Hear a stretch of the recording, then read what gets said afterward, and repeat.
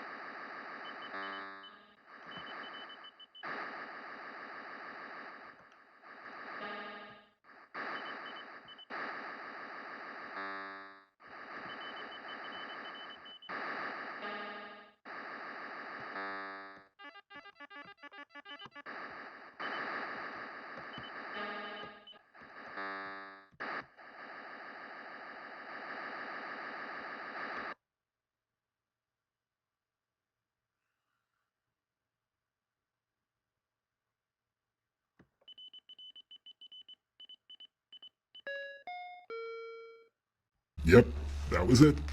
And I played that many, many times because that was video games. Next up, we have Superman the Game from 1985 for the Commodore 64, where you can play as Superman, or in a novel twist, you can also be the bad guy. And that was something that wasn't very common back in the day. Yeah, he's trying to lure them down into a cave or something, and I'm really not sure. I don't think the guys that designed this ever actually read a Superman comic that had Darkseid in it, so... Anyway, moving right along, we have 1987's Nintendo Entertainment System version called simply Superman.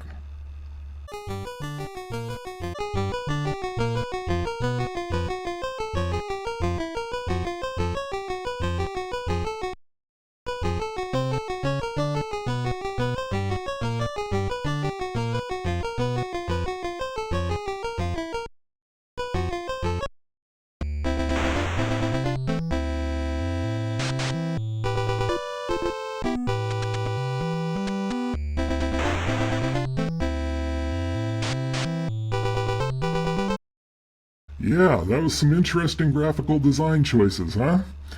Now, I will tell you, I didn't actually play this, and I'm not sure why. I think it wasn't very widely released, so the opportunity didn't really present itself. Just looking at it, I'm not going to go out of my way to play it. I'm just going to be honest right now. It may be the greatest video game ever, but no, just no. Next up, we have Superman the Man of Steel, also for the Commodore 64, as well as other home computers. This was a hybrid action game that had 3D flying, overhead vertical scrolling, side-scrolling sections. You had both Lex Luthor and Darkseid as villains, so kind of groundbreaking in its own way. Next up, we have the Superman game from 1992 for the Sega Genesis. Now, this was a side-scrolling arcade-style game, kind of harkened back to the Superman arcade game from 1988, in which you control Superman through various levels, trying to defeat, a decent roster of villains, Brainiac's in it, and yeah, I mean, it was okay. Coming up next, we have the 1993 version for the Master System, which basically was based on the exact same game that Sunsoft made. We really didn't get another Superman game worth mentioning, or actually that we can mention because there weren't any others until 1994's The Death and Return of Superman. Now, it's got kind of a history because back in the 90s, two things were prevalent in comics. Number one, they way overused the notion of extreme. Everything had to be extreme. And they also, DC in particular, would do these big stunts to try and garner mainstream interest in the characters. So they killed off Superman, and they broke Batman's back. Green Lantern went insane. I'm sure there's other things, but those are the ones that pop to my mind right now. So it was just kind of an odd era, but it worked. Comics experienced kind of a boom back then. Shortly crashed thereafter, but it was what it was. But anyway, The Death and Return of Superman is a side-scroller that also has a decent variety of things to do for a 2D side-scrolling beat-em-up. And actually, it's a pretty solid game. Out of all of them, I think that's the one that you should check out. If you like 16-bit beat-em-ups, this really is one of the most solid ones. Let's see, coming up next we have 1997's Superman for the Game Boy. I could never play a Game Boy. Frankly, I found it nauseated me, just because I guess the screen moved when I pressed the buttons. But for better or worse, here it is. Up next is 1999's Superman for Nintendo 64. Yeah, well, you probably should just take a look.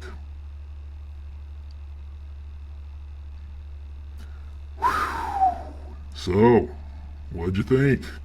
It's notorious among critics and gamers as one of the worst video games ever made, ever. It's a disaster. It's got bad controls, bizarre glitches. You run into things. It's just goofy across the board. Yeah, I apparently was trying to forget that ever happened, and yeah, that's what it is. Now, Superman: Shadow of Apocalypse came about in 2002 for the PlayStation 2 and the Nintendo GameCube, and that was based on Superman the animated series. They used cutscenes that had cel-shaded animation to look like the animation of the show, and it had the voice cast of the cartoon speaking in the video game. So here's a look. And then in 2002, we also had a game for the Xbox that was published by Atari and based on the comic books. And finally, we have the Game Boy Advance version. It was also from Atari, and it was also based largely on Superman the animated series. There were bosses like Livewire, Darkseid, of course lots of goons. Beat-em-ups, you gotta have a lot of goons. They all dress alike, look alike. I'm not sure what that's all about. Then in 2005, there was actually an educational game of Superman from a company called VTech. And as you can take a look here, yeah, it actually looks kind of decent. And video indicates it actually had some fairly decent gameplay. So, even though it's for little kids, it actually looks like a decent game. Next up is Superman Returns. It was loosely based on the Superman movie of the same name back in 2006. And yeah, that's and it's about as good as the movie, and that's about all I can really say about that. So, all in all, this is the problem with the character. If you have all of Superman's powers, you're actually going to be pretty bored after a time.